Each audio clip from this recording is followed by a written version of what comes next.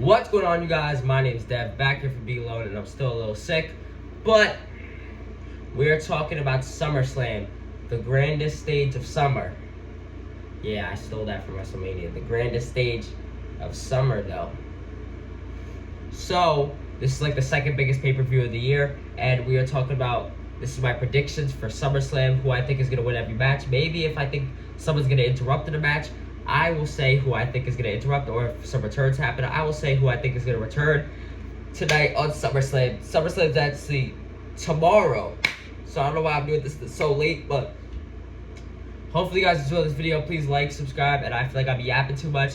Let's get into the SummerSlam predictions.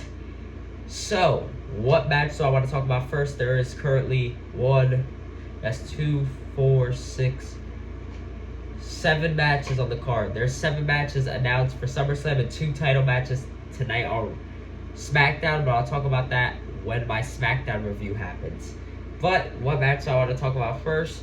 I will talk about the Intercontinental Championship match between Braun Breaker, who is the challenger, and Sami Zayn, who is the champion, who won the title at WrestleMania. Do I think he loses the title? Who do I think wins this match? I think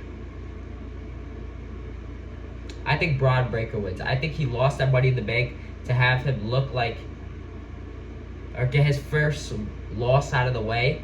But I think Braun Breaker actually shows why he should be the Intercontinental Champion on SummerSlam. I think he defeats Sami Zayn, and I think he defeats him good. Like, I think he defeats him, like, Sami Zayn puts over this talent, Braun Breaker. I think he, like, not buries Sami Zayn, but I think he, like, gets rid of Sami Zayn as a threat. So, that's what I think. I think Braun Breaker wins the Intercontinental Championship from Sami Zayn at SummerSlam. Then we're going to be talking about the other mid-card title match, the United States title match, champion Logan Paul, going into his hometown of Cleveland, Ohio, even though, and knowing, you guys didn't know, The Miz is actually the host of SummerSlam, because he's from Cleveland as well. And so we have hometown hero, I guess, Logan Paul versus L.A. Knight. Yeah. And so we have a part-timer in Logan Paul, who is still young. I don't know why he's a part-timer, because he got a lot of stuff to do with Prime and all that stuff. And we have a person who's there every single week in LA Knight. This is kind of an easy decision right here. This is kind of a very easy decision. I think everyone knows, with everybody saying, L.A. Knight, yeah. I think LA Knight wins. If you guys didn't get it from that, I think LA Knight wins. Because I think Logan Paul gets beaten in his hometown, and LA Knight stands tall. Yeah. So I don't think no shenanigans happen here. I just think LA Knight, maybe some of his Prime members try to get involved. Maybe the brass knuckles come out.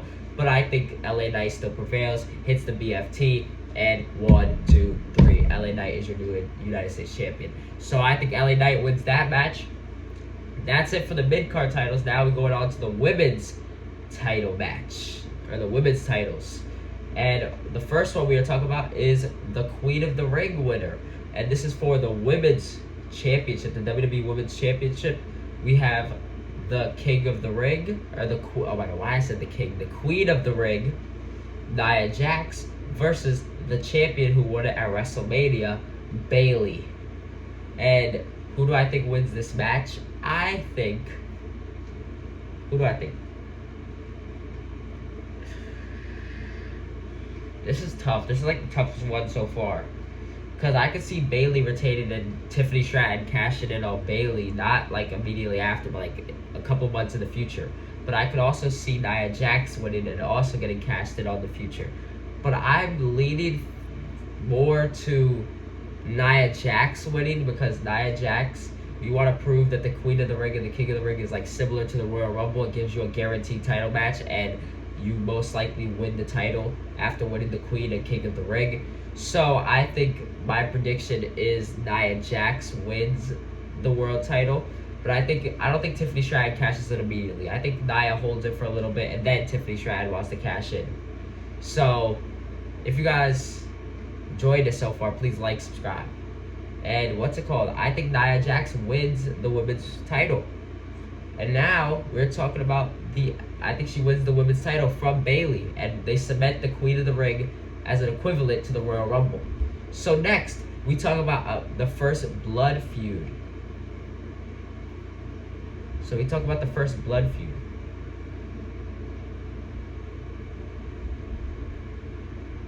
So we talk about the first blood feud between Liv Morgan and Rhea Ripley for the Women's World Title. And if you guys didn't know, Liv Morgan is the Women's World Champion.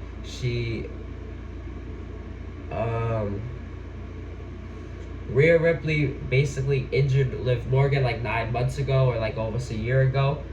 And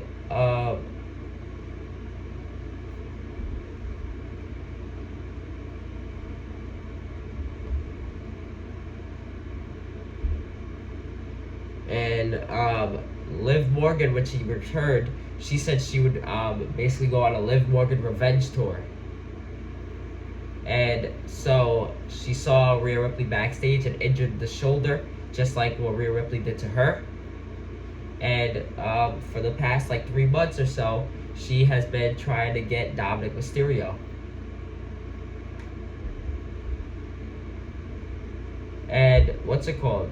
So this match is like our first blood feud, and I'm surprised it doesn't have a stipulation on it. I think they're waiting for a stipulation for Bad Blood. So you can kind of tell what I think. I don't think Rhea Ripley should win it immediately, because then that makes Liv Morgan's reign look kind of weak. So I think Liv Morgan retains the Women's World Title because of Dominic Mysterio.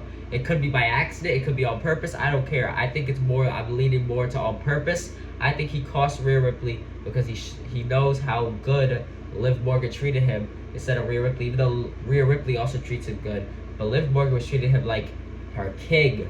So I think Liv Morgan retains the title, the Women's World Title, because of Dominic Mysterio's interruption, or because of Dominic Mysterio's distraction in the match.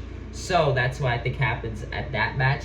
Next, we talk about the only non-title match on SummerSlam, and this is also a blood feud between Drew McIntyre and CM Punk, with special guest referee Seth freaking Rollins. And Seth Rollins basically said on his ref instructions, there is no rules. You just have to listen to what Seth Rollins says. So this could basically go any way. You can basically do anything in this match. And I think they're going to do anything. I think this match is going to be a crazy match. I think this match has potential to be a good match, or be one of the greatest matches from this card. So, who do I think wins this match? I think a lot of people are gonna pick the other person, but I think Drew McIntyre actually wins this match.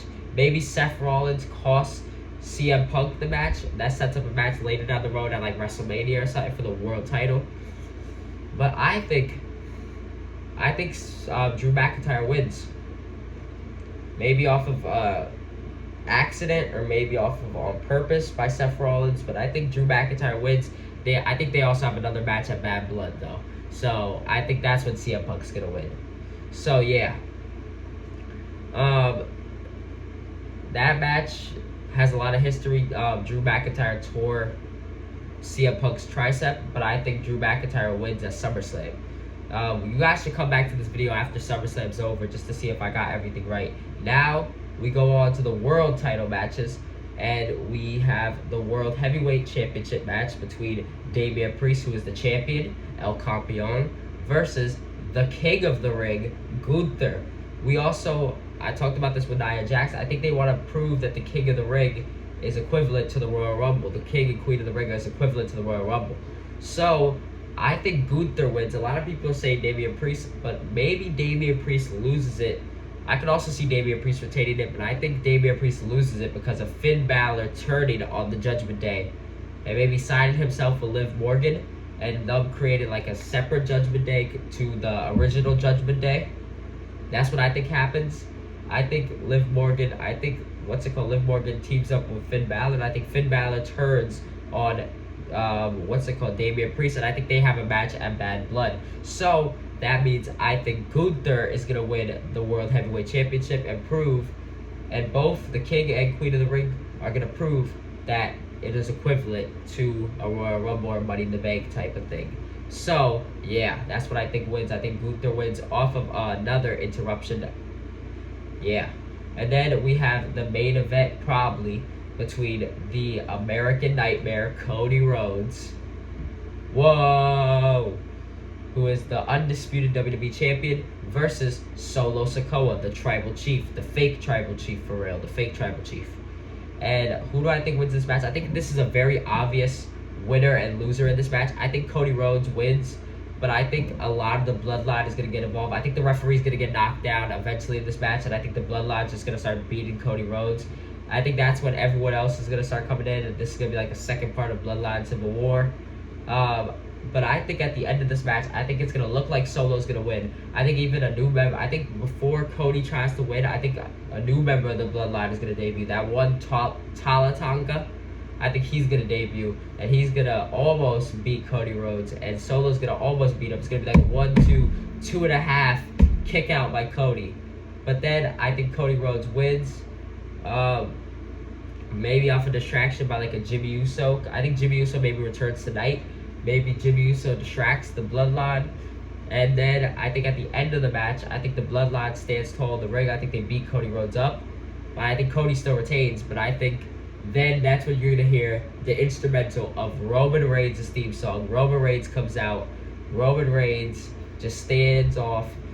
He doesn't even have to talk. He could just stare at the Bloodline. It proves enough message already. So that's what I think happens. And a couple other returns that could happen. I think Alexa Bliss maybe, Brock Lesnar maybe, and maybe even Charlotte Flair. So that's a couple of the returns I think maybe could happen. Even Carmella, those could happen. And like the Bayley match and Nia Jax, I don't think would happen in the Liv Morgan match. Maybe at the end of Bayley's match, if she retains, Charlotte Flair comes out and basically like says, I'm your next competitor. Even if Nia Jax wins, I'm your next competitor. Fight me. So if you guys enjoy this SummerSlam video, please like, subscribe, and I will release a SummerSlam review after SummerSlam is over. So if you guys enjoyed this video, please like, subscribe, and peace. Hopefully you enjoyed. Peace.